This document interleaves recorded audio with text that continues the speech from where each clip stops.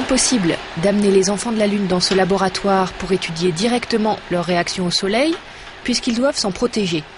Les chercheurs de l'Institut Gustave Roussy ont donc commencé par reconstruire une peau artificielle hypersensible aux ultraviolets.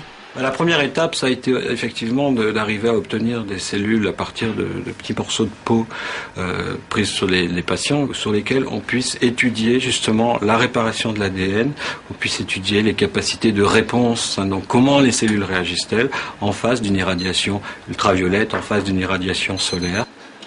Cette peau artificielle doit ensuite être corrigée génétiquement.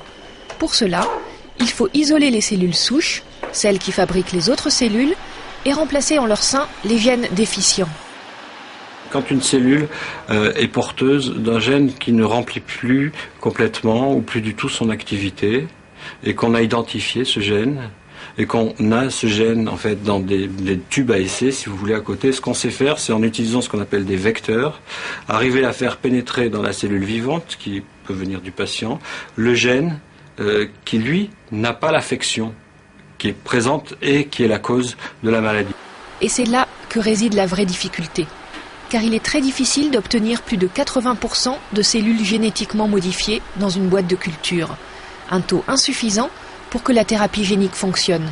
Ce qu'on veut, nous, c'est avoir 100% des cellules qui aient récupéré leur capacité de réparation de l'ADN et leur capacité de survie devant les ultraviolets. Donc pour ça, il faut les trier. Il faut trier les bonnes et enlever les mauvaises. Et donc sélectionner. Et l'innovation, si vous voulez, ce qu'on a mis au point au laboratoire, c'est de pouvoir sélectionner les 100% de cellules qui ont été génétiquement corrigées.